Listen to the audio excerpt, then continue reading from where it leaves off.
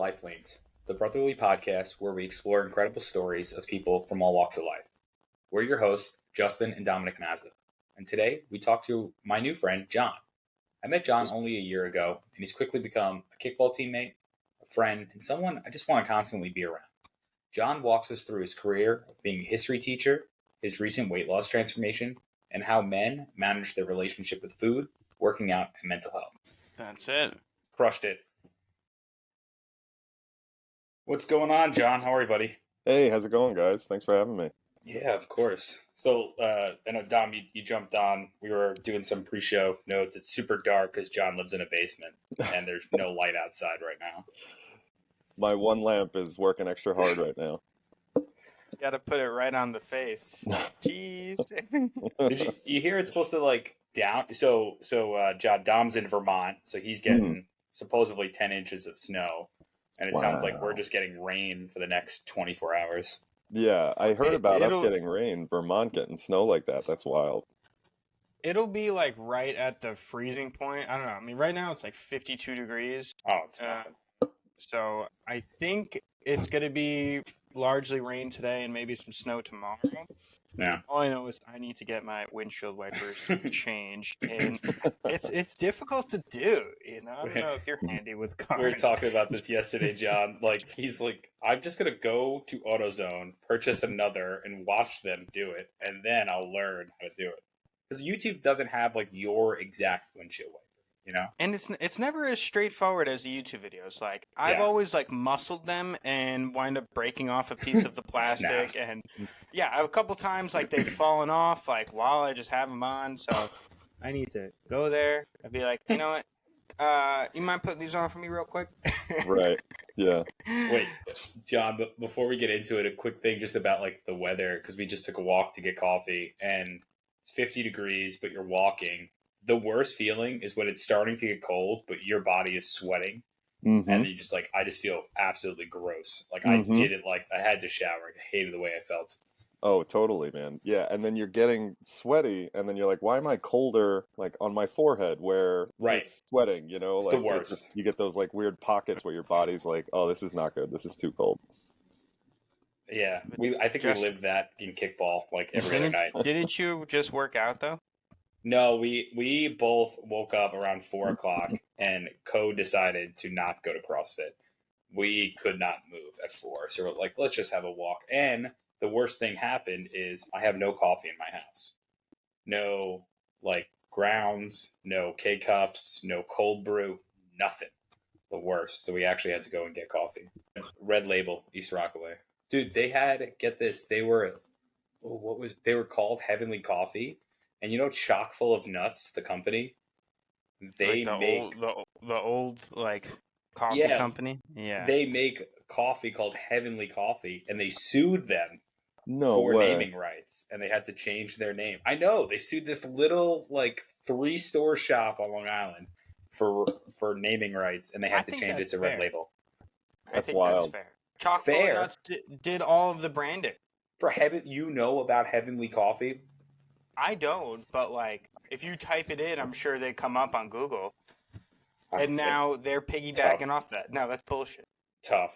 Well, support local businesses. Yeah, but you know, they can't just be stealing names. I can't just call my local business Starbucks with 2 C's. They leveraged the name. But anyway, all right. So let's get into it because we're talking about a bunch of nonsense. So John, thanks for jumping on, buddy. It's interesting because like we've done a couple podcasts with people we've known for a long time, and you're the person who's on who I've like basically known for just about a year.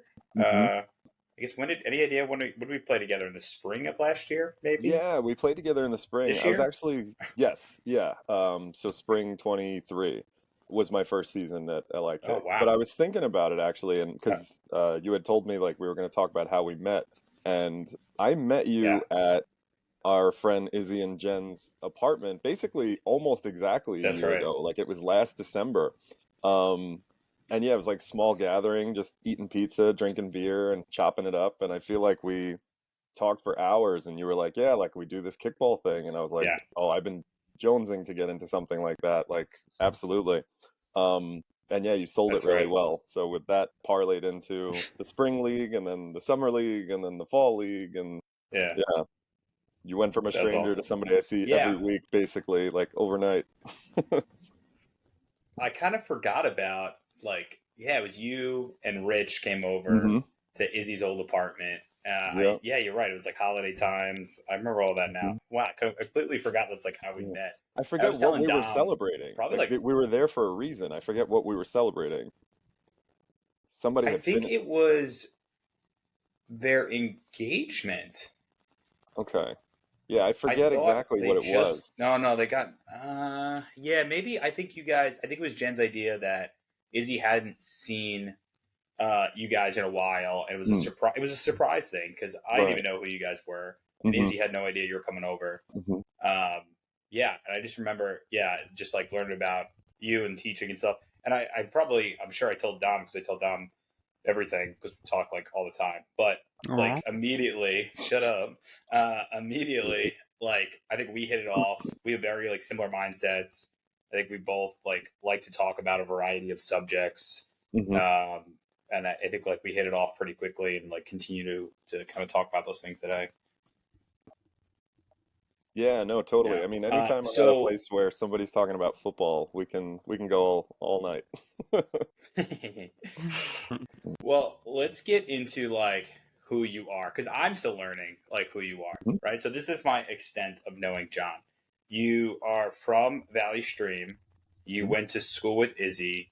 You're a history teacher Mhm. in Queens, if I Yep. remember. You play kickball. You're one of the most improved players, BT Dubs. This guy rocks it at first. Woot woot. I always put him behind me in the lineup because now I have so much confidence. And I think like one game, John, Mhm. we won like 5-1. And I'm pretty sure I was on base, scored all five because of your kicks. Like it was Wo- something like really cool. It's nice to be confident about that person behind you Oh, just because, the worst feeling is like you get on base and you're like, I know I'm going to get hit into a double play Mhm. right now. the first thing I ask when I go up to plate, I ask like whoever has the lineup, who's kicking behind me, Yeah. because to your point, Dom, like, do I want me on base or some person who Well, doesn't know where first base is? I played softball and, I'm a singles hitter, Yeah, and then I get on and I'm like, fuck, it's getting hit right to shortstop. I'm done. I might as well go pack my bags. Mm. You telling me so that too, John, Justin, was like the that's what moment I I knew know. I had made it. I appreciate it, buddy. That's It's like right. a Yeah. proud father. So I guess maybe like John, what else should we know about you? Maybe to start, like let's start there. Um, yeah, I mean, you sort of hit the highlights. I was born and raised in Valley Stream. I've lived in Valley Stream sort of on and off my whole life. When I was 18, I went to school. I went away to school. I went to SUNY Albany for 4 years. One of the years I was up there, I did study abroad. So I went across Europe and North Cool. Africa for a year, and then came back, got my degree in U.S. history. Was sort of trying to figure out like what I wanted to do with that. It was not so much a degree I was pursuing as to one I had sort of just kind of fallen into. Um, and yeah, I have always loved history classes, things like that. So when I came back from my year abroad, I had had a lot of credits in that, and I was like, I want to graduate in a year. What's the easiest pathway to get a degree in a year? And got a U.S. history degree. Came home with that, with no idea what I was going to do with it. And basically, just among talking to people and going to like job fairs and things like that, it was like, all right, you have this degree. Now you're either going to teach with it or you are going to work in a museum. And the idea of working in a museum, like giving the same repetitive tour every single day, like the same tidbits of information, I was like, no, no, no, no, no, I'm good on that. So I tried teaching, and absolutely loved it. Got my master's degree in education from Queens College. Uh, got hired almost right away. I was subbing within a couple of weeks of getting my license in the uh, the fall of 2014, and then got my first full-time offer in the winter of 2015, to be a leave replacement for a teacher who was leaving a school, and took that on, full-time, but it was full-time just for the rest of the year.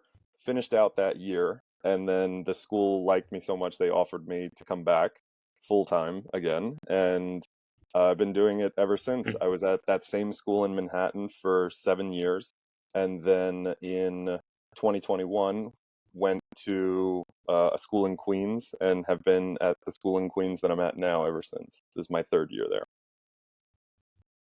That's awesome. I want to get back to your study abroad because that's super interesting.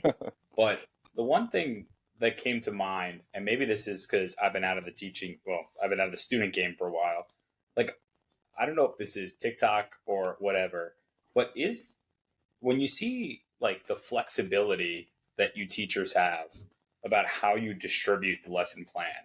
Like, if I go to the same lesson, right, and the same material, and John is teaching versus Dom, could that differ in the same school, or is that run because it's public versus private? Like, how much flexibility you have in the way you distribute material?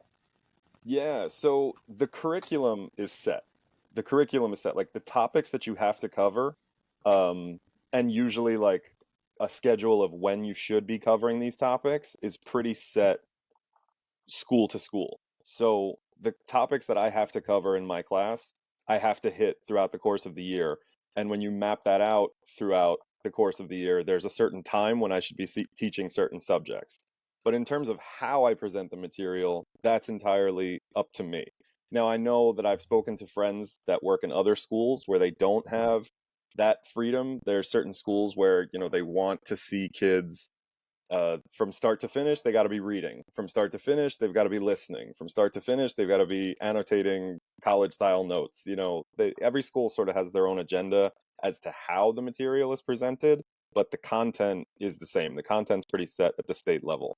For me, at least, like the school that I'm in now, and I've been pretty lucky. I mean, for the 10 years that I've been a teacher, all of my administrators in both the schools that I worked at have sort of given me mostly freedom, not 100%, but mostly freedom to present the material in a way that I want. Definitely comes down to the curriculum that you're covering, and then getting the kids ready for the Regents exam at the end of the year, if it is a Regents class. If your kids can pass the test, the bosses tend to sort of let you get to that point on your own. So, yeah, it's interesting. Like, I see, like, even people using music as ways of teaching, and this is like varying of grade level too, right? But like, I guess so. Dom and I went to private school, a little bit more maybe regimented, and it feels like boring. But then when I went to I went to high school, when I went to high school, like I firmly remember, I forget what book it was, but I hated like literature and the reading classes. It just was not my thing. But I remember a teacher specifically like brought in props, and she's walking around the classroom with like a tree branch in her, like, and it's like, maybe it was like The Hobbit. It's like something yada yada yada, and I just remember like, wow, I actually gave a crap of what she was saying, and I read The Hobbit because she was so into the material. She distributed it differently, and that was like cool just to be a part of that. Yeah, it's cool to have that sort of freedom. Like it's funny you say that. Literally just this week I was teaching. We're right now in an industrial revolution unit. I teach 10th grade global is my main course this year. I teach 5 sections of 10th grade global. So 10th grade global is the year 1750 to the present.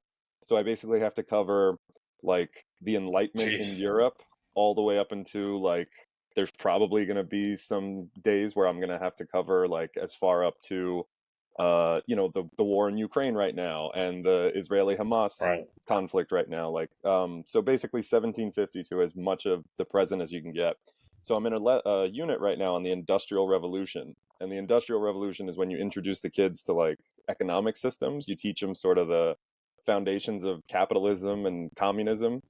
Now, if you ever want to really like completely lose a room, start talking to kids about economic theory. Start talking to teenagers about economic theory.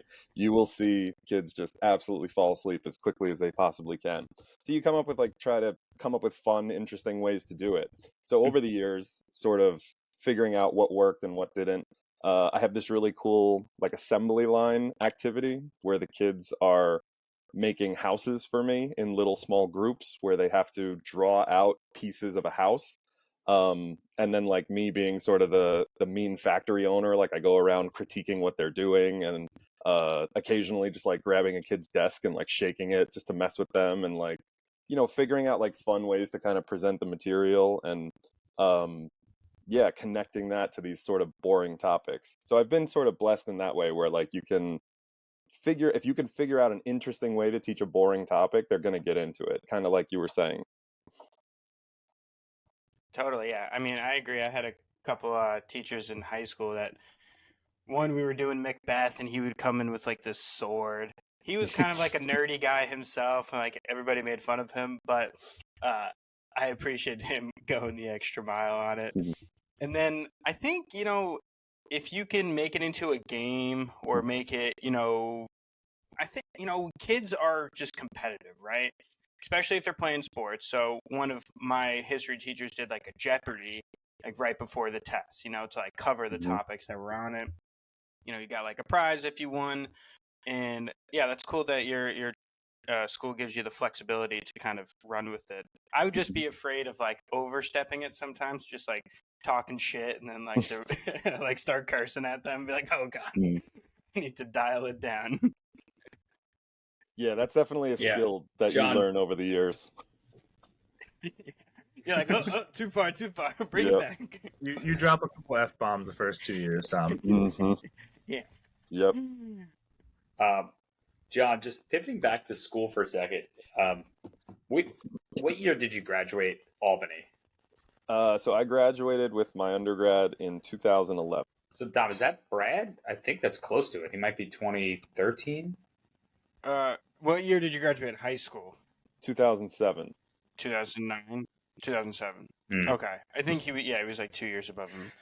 Yeah, Brad Golashevsky was like one of our childhood friends who went to Albany. He was like the first guy to go to Albany that we knew, and we're like, oh, he's going to party, and then people just kept following. It's kind of funny, man. Actually, Oh, like when I- I was applying to college, that was not a school I wanted to go to. All of my friends wanted to go there. I didn't. And then I ended up getting in and they didn't. And like just happenstance, that's where I ended up. Like, you know, you've met my friends, obviously, Justin, you know Rich, and then you've met Robin. Like the three of us were super Yeah. close in high school. The two of them, they were like, Albany's our #1 school. That's where we want to go. I didn't want to go there. I was thinking at like a whole bunch of other different places, but I applied because I was like, at the very least, I'll go to school with my boys. And then both of them didn't end up going to Albany. Rich eventually transferred up there, but he didn't go freshman year. And Robin never went there, and I got my degree from there. And it's just funny the way that worked out. Just on Robin quickly, I met him once, and within the next day, we were Instagram, Facebook, and LinkedIn friends. Mhm. Like Yep. we just added each other across the board. He doesn't mess around. Albany is a wild place. I remember I went to go visit my friend as a freshman. He was also a freshman, and you know, I had been at Ithaca College for maybe like 3 months at the time. I think, I went over Thanksgiving, so I go to visit my friend in Albany, and they had too many freshmen that year, so they had to convert lounges into dorm rooms. So what they did was they had 5 guys all share like one massive lounge room, you know, with 5 beds in it.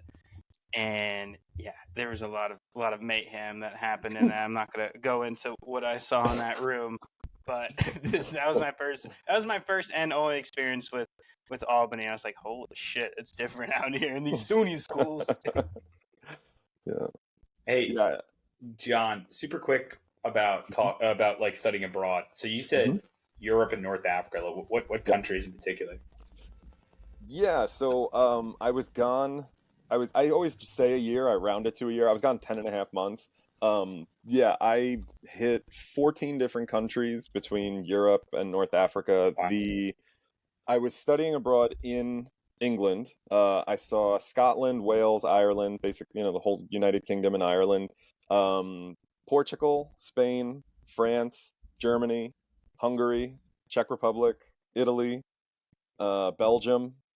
Then when I went to North Africa, I was in Morocco. I was in Morocco for a while. And I'm counting it, even though I only got to the border. I got to the Algerian border and was attempting to I had this bright idea in my head that I was going to backpack across North Africa and go from Morocco to Egypt, um, and go see the pyramids Jesus. because, history guy, I want to go see the pyramids. I don't know if you know much about world history and what was happening in North Africa in 2010. It was the Arab Spring. It was not the time to be over there. So I got to the Algerian border and was in a customs office, and these two French custom agents, I'll never forget it, these two French custom agents with these thick mustaches who were chain smoking cigarettes are just looking at me like, there's just no way. We are not letting you in. There's just no way. And denied me entry to Algeria and sent me back into Morocco. So yeah, I was in an office in Algeria, but never actually got into the country. Jeez. John, was that during when was like Gaddafi and Libya? Anybody know? Yeah, You so that was a history little nerds? after me, little after I got back. But yeah, that was the same time period, the Arab Spring. Basically, um, started in Tunisia and then, was enthralled Egypt and Syria and Libya and so on and so forth. And just all these different countries sort of had these little mini revolutions. And it's crazy, actually. My whole plan was to go to Egypt. When I got denied and sent back to Morocco, I sort of spent a few more days there and then went back to London where I was staying. And within a couple of weeks of getting back to London, they closed Egyptian travel. Like you couldn't get in or out of the country for a while. So it was really crazy because kind of a blessing in disguise, because if I had gotten there and then they closed things out, who knows what would have happened. Yeah. John, it's funny just to kind of close up. I just realized because Dom's asking that question, the level of history, like people in my friend group think I'm a history nerd. And then you Mm. meet Dom, which is another level down. And then they meet John, which is like really base. Like Dom and I will, on occasion, be either drinking or under the influence and be looking at maps and just nerding out. We're like, wow, look how deep this part of the ocean is. Dom's looking at this map in this room. I forgot it had because it has like cities, and then it'll have like a square or a circle depending if they're the capital, and then the name will be bigger depending on how much population they have in that country. So like we're looking at these random countries in like North Africa, we're like, holy shit, that's Yeah. a big ass city. Right. And then it has the depth of the ocean. So yeah, that was cool. It's a good map. I actually Yeah, really we like just nerd out. John, like on that, how did teaching change like with COVID and like what? Because I think of like visuals in a nice way of teaching virtuals with a lot of visuals. And to just Mhm. to jump off that, I was doing virtual school. I was actually trying to go back for another degree that I ended up not pursuing it. And I remember this is like super technical accounting stuff. This old ass professor uh, going on, I think, PowerPoint and drawing with a pen tool, drawing like the numbers instead of doing it Mhm. on Excel, where like we could all see her handwriting. She just did it poorly, and I just remember what a shitty experience that was from a virtual instead of like being on a whiteboard and seeing in person. So maybe just Mhm. talk about like COVID, the school impact, how teaching changed. Yeah, sure. It's kind of wild. I actually remember the date that like sort of my whole life changed and everybody's life changed. I was having this, just a quick little aside. I was having lunch and was at a happy hour with some cousins of mine and my brothers. I have a lot of family that are in education. I work with one of my cousins, Mike, that you know. And my oldest brother is a teacher. I have a whole bunch of Like, teacher cousins. Yeah, yeah. So we get together every once in a while and we'll do like a happy hour after school and just kind of hang out. So Friday the 13th, Friday the 13th, 2020, we are sitting in a bar at happy hour talking about, do you think we're going to go into work on Monday? Because things had just started to really close and the numbers were really just starting to like rise to the point, in 2020, nobody knows what's going on. Like they're starting to rise and people are really starting to freak out. And so we're sitting in this happy hour, Friday the 13th, March 2020. And I'm like, dude, there is no way they're going to close the schools. Like they're going to find a thing for 1.1 million kids to go, another couple 100,000 teachers. Like, no, there's no way. They gotta stay open. And then 2 days later, they get on TV, and now I'm forgetting the mayor's name before Adams, the guy who ran for president. I'm forgetting his name, but yeah, he gets on TV and gives this huge Giuliani? speech. No. No, De De Blasio. Blasio. There it is. Yeah, thank Another you. bum. Yeah, Yeah. forgettable. That's why I forgot. But yeah, and he gets on De and is Blasio. basically like, the schools are closing. And initially they said the schools were going to close through spring break, which was about a month from the date that we were at. And then, lo and behold, we were closed for a year and a half. We didn't get back into a school building until September of 2021. So, a full year just sort of at home. But yeah, as far as teaching during COVID went, it was tough, man. It was super hard, very stressful, and gave me a lot of days where I was sitting around going like, what am I doing? Like, it was really easy to feel like you weren't doing anything. Teaching is one of Mm. those jobs where on your worst day, like in your worst classes, your worst days, your worst subjects, when everything's going wrong, if there's one kid that's sitting in your class that's doing the work and interested in what you're saying, that can negate all the bad stuff. But if you take that online and instead of having one kid who's doing the work in front of you, you got 30 blank screens and you can't see what's going on, it's like so soul sucking. But yeah, so basically we were in a matter of days, forced to sort of switch from, all in person sort of handouts and packets and, PowerPoints to uh, Zoom and a whole bunch of different education apps that they were trying to get us to use, things like Nearpod and Padlet and all these Ugh. different sort of apps that were awful.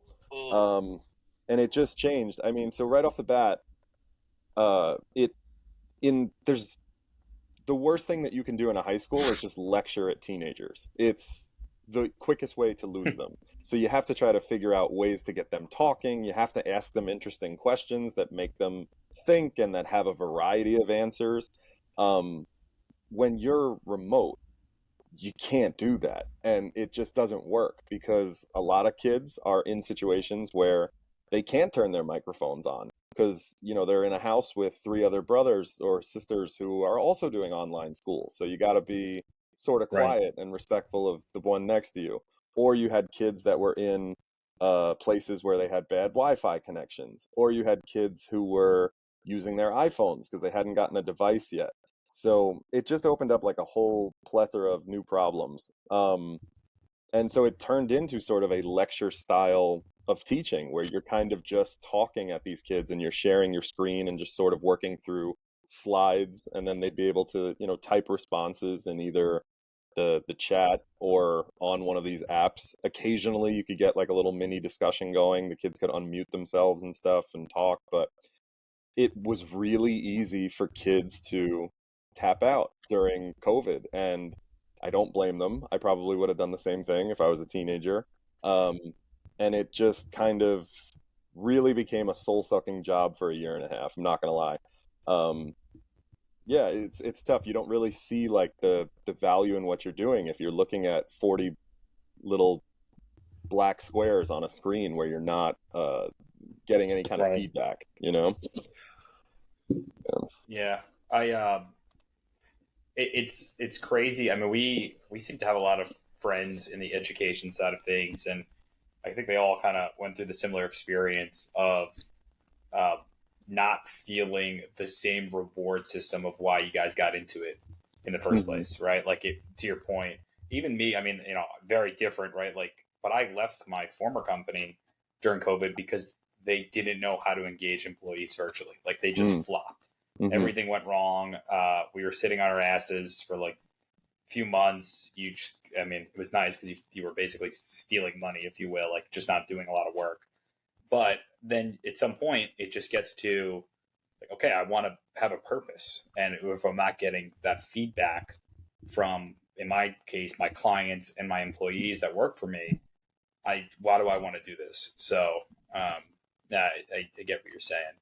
Mm-hmm. Um, a lot of background on our producer over here. Yeah, what you doing over there, Dean? What's up? What you doing over there? Organizing cards, Of course. What kind of cards? baseball cards. Nerd. Otani So- just go right to the top. Yeah, jeez, 700 million. John, just to pivot a bit because I've known you, so to your point, in a year, and in that year, you've gone through a pretty big transformation yourself, and just weight loss. How many when we start at what it was, and then what really made you kick that into gear? Yeah. So I've kind of always struggled with my weight. It sort of has always gone up and down my whole life. When I was in high school, I played football and I did a lot of strength training, and I did a lot of powerlifting and sort of built up the appetite that kind of came with that. And then when I turned 18, went away to Albany, and the discipline part ran away, but the appetite stuck around. And people gained the freshman 15. I gained the freshman way more than 15. And it's basically been a struggle ever since then, kind of going up and down, up and down. I in February of this past February, February 23, I had taken a trip up to Albany to visit my college roommate who still lives up that way. And him and I had a pretty kind of wild night out in Albany, a lot of drinking, hanging out, talking. And the next day I drove home and I was just sort of feeling really sluggish and feeling really beat down. And I think I knew that I had gained a pretty significant amount of weight over the last year, and that I was having all kinds of problems that relate with that. But for whatever reason, this trip, when I got back from that, I was just kind of extra beat up.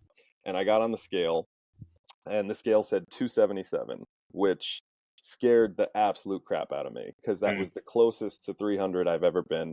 I didn't think it had gotten that bad, sort of living in denial a little bit.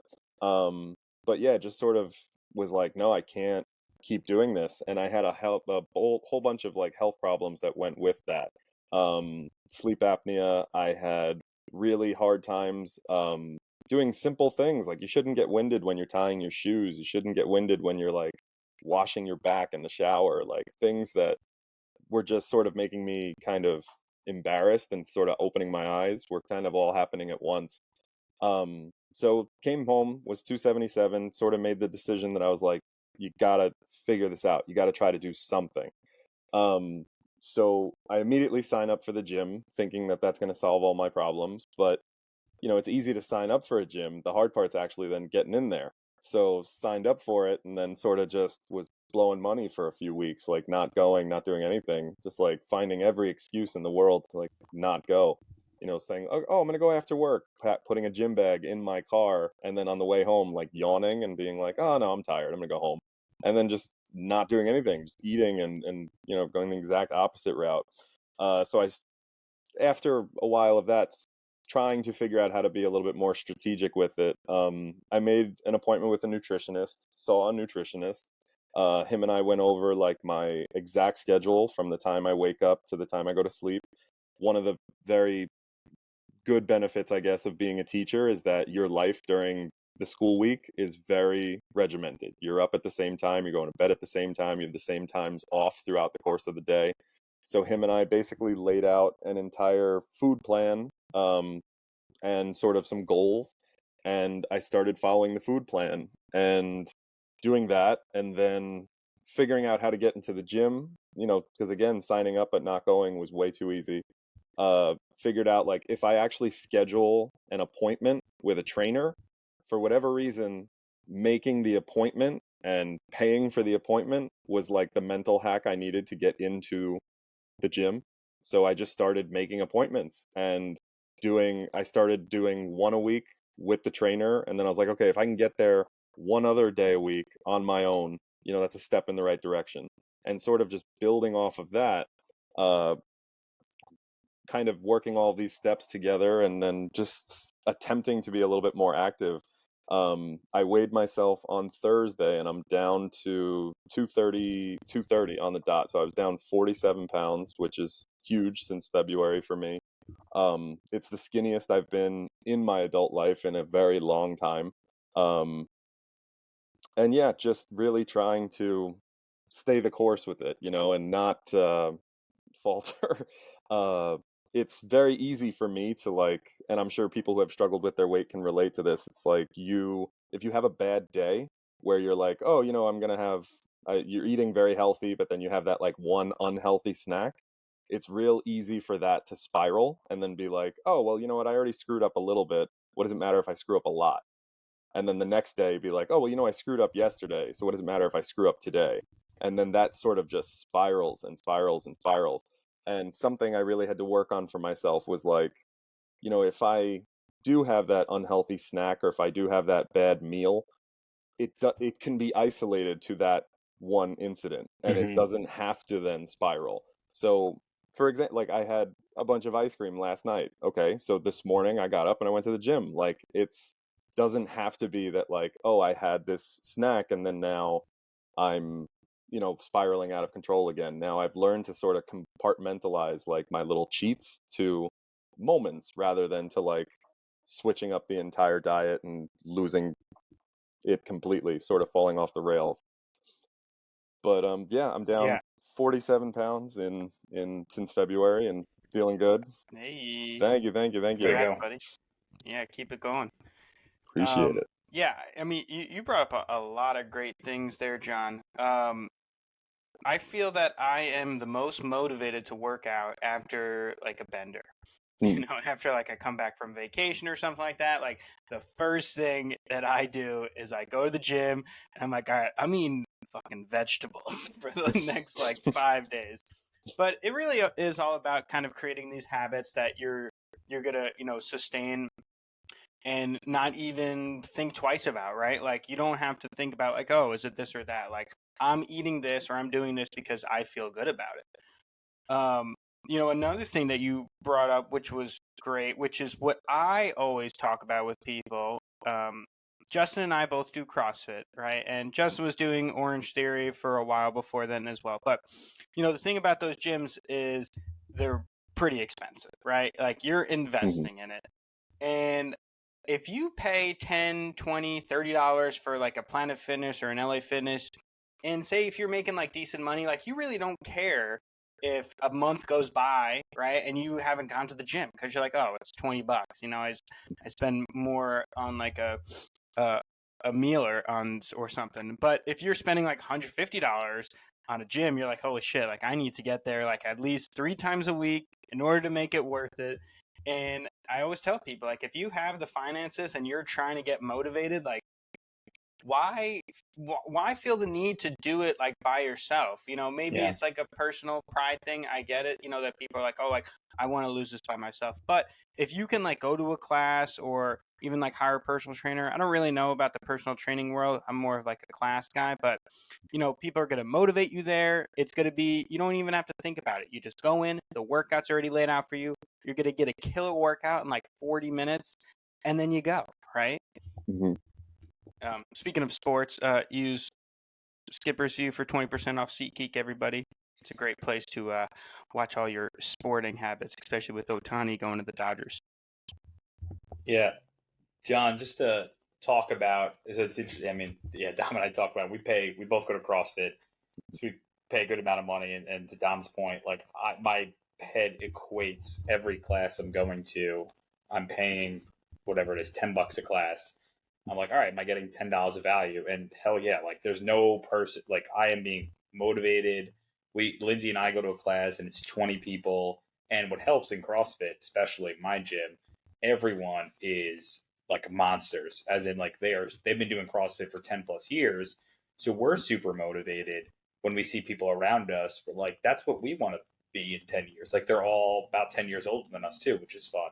So it's cool to see that. And I know you and I met, again, just about a year ago, but I went through a pretty big weight loss transformation where at my heaviest, I was 230. And Dom and I we grew up like super Italian, right? Probably like Mhm. much like you, where you could just eat whatever you want. You just didn't really care. You know, your grandparents just our grandfather used to feed us table talk pies for breakfast, like He no one's used to pay business, us. He used to pay us to to finish finish our our plate. food. Yeah, exactly, right? Like that's So we're win-win. like, oh, double win. Yeah, Yeah. exactly. So we grew up. I think especially me, like I was at 230, and I wanted to lose weight, and I used transferring to schools because I was moving to Philly as like a way to say, okay, well, here's a new opportunity to define like the new Justin, right? And unfortunately, though, like unlike you, I did it the wrong way, where I went from 230 to 140 in a year, and developed like an eating disorder through that. So it Mm. developed like a terrible relationship with food, a terrible relationship with the gym, and it took years to break out of those terrible habits. Mhm. And like, not to mention like the whole aspect of you're in college and you know there's crap food everywhere, right? So it's easy. And meanwhile, I'm just like eating rabbit food off to the side, you know, working out, walking around campus, and just burning stupid amount of calories. And you know, it took therapy to improve my relationship with food. It doesn't also help that like eating disorders or just like men as it relates to food isn't really a talked about subject, right? Like it's Mhm. much more relatable to women in the public eye, at least. And it sounds crazy, but I remember there was a kicker for Penn State. I don't know if you guys remember this, who had, Yeah, he was this pudgy dude, and yeah, dude. he had an eating What was his disorder. name? I I remember him. forget. He had an eating disorder and he was public about it. And I was like, oh shit, that's like pretty cool that a collegiate athlete at a major D1 school is publicly talking about his relationship with food. And it helped like I helped change the point of like being scared about food, right? So like I Mhm. have no idea what I weigh. I think I weigh like whatever 190 or 200. I just don't give a shit anymore because Mm. like you start to change a relationship with food in the gym, and you get into to Dom's point, like the habits and the consistency. Like if I don't work out, or put it this way, if I'm not active, right, and you and I play kickball together, like we get a shit Mhm. ton of activity during that hour we play. I Mhm. play pickleball. You know, Lindsay and I went for a walk today. Just do something every day, like be mobile, and you Mhm. start to feel better about yourself. And you know, sometimes like you're tired, you come home and you don't want to go to the gym. It's like, okay, well, what else could I do? Can I take a walk, or can I go play kickball, or whatever the case might be, where I'm still just like being active and keeping those habits going. So it's it's like such a sensitive. I kind of commend you just being open to talking about it, because like men don't get the opportunity to talk about this subject often. Mhm. Yeah, it's the something you guys said that resonated for sure. It's the blessing and the curse of being an Italian American, you know. It's just there's so much food, and then leftovers are looked at as like the great sin in a household, you know. It's like you gotta finish the plate, finish whatever they made. So all the pastas and all the foods just go down everybody's mouth, and you know, you don't think about the back end of that. And the back end of that is that you end up with these really unhealthy relationships with food a lot of times, which definitely happened to my whole family. Um, but yeah, my older brother actually, you brought this up, and I kind of always need to shout him out whenever I'm talking about weight loss. My oldest brother, Danny, he's 10 years older than me. He had sort of the worst situation with food of anybody in my family. He had sort of really let himself go, like really let himself go, ballooned up very significantly. He was over 500 pounds. Got into CrossFit, started doing a lot of mental health work. He started going to OA meetings, Overeaters Anonymous, which I didn't know was a thing. Mm. And doing all these different sort of just ways to sort of improve his life, and got himself down to in the 200s, low 200s, naturally, no surgeries, nothing like that. But yeah, like this massive 300-pound weight loss from that. So the mental health part of this journey was something I was very aware of from watching my brother kind of go through it. Actually, in fact, you mentioned CrossFit. If you go on YouTube and you type in his name and the word CrossFit, the first video that comes up is like a little I guess like expose that CrossFit did on him that was on their website for a while. about his weight loss, and he's got kind of befores and afters up there. So it's again, shout out to my brother Dan, impressive stuff. But That's awesome. watching him go to these Overeaters Anonymous meetings, and I actually went with him a couple of times. Me thinking like, oh yeah, I'll go with you just to be supportive brother, trying to be a supportive brother, and then I'm sitting there getting so much out of it, and I'm going, whoa, like is this like what am I learning about myself right here? And kind of figuring out that like, no, this isn't isolated to my brother. I think this, not that it necessarily runs in the family, but it's something I'm dealing with too. And yeah, he had that big journey, which was sort of an ongoing inspiration for me. But you're totally right. I think the mental health part of trying to lose weight and trying to be healthy is just as important as the physical part. And if your mind is not in the right place, the physical part will never matter, because the physical part can be so temporary. You can lose a ton of weight and then you can put on a ton of weight so quick. Like, you just putting yourself in the right mental space to make it sustainable and make it sort of a more healthy relationship. That's, in my opinion at least, and for me, that was the way harder part than sweating and losing weight. Like, doing exercises was not as bad as feeling like I deserve to look better and deserve to feel better. So yeah. And I'll say one thing, John, before we kind of wrap up. Like, I've only known you for a year, so I don't know. Like, I've seen your journey through seeing you weekly, like basically, right, through sports, and then also like hanging out with you on football Sundays and such like that, where we get together for different reasons. And I see the physical change, especially like on the kickball field. Like, you just become a better athlete. So I've seen like the physical side, and I'm sure like you're also, then to your point, you're getting on the mental stuff, this spiritual stuff, and just like connecting better with not only yourself, with people and the relationship, and I think it's pretty cool. So it's pretty awesome, man. Keep it going. I appreciate that, man. Thanks a lot. Yeah, I always remember there was one time I had like a little sort of like squib single, and I sprinted down the first baseline and beat out the throw. And Rich kind of came up to me, Rich, who's my best friend and has been my best friend for 20 years. And he looks at me and goes, I didn't know you had that gear in you. Like, he was making fun of how fast I got down the line. I was like, yeah, there you go. All right. So cool, man. Yeah, that was like a nice compliment. I love that. Well, John, I appreciate you jumping on, especially early in the morning. I'm glad we got some time to catch up here. I know we've got a big football Sunday ahead of us all, so let's all gear up. Let's all root for our own players and no one else's. I know we always make fun of Izzy, John and I, about the 18 leagues he seems to be in. But I saw he loses every one of them. Yeah. He's always like, I won this league. I'm like, 1 for 5. I'm not sure is phenomenal payout, but we'll give him crap for it. I'd also like to point out, at the time of this recording, Izzy is currently sitting 10th out of 10th in the league I'm in with him. So, dude, I'm pretty sure mine too. In Rich's league, he's pretty far down there. Yes, it's pretty awesome. Let's see. He's in 9th by about 30 points. I think. Well, let's not give him extra juice today. I think I'm playing him. Oh yeah, all right, there you go. Spicy. No jinx, John, no jinx. Thanks for jumping on, buddy. Yeah, of course, guys. Thank you for having me. All right, I'll talk to you. Sounds good, guys. Be good.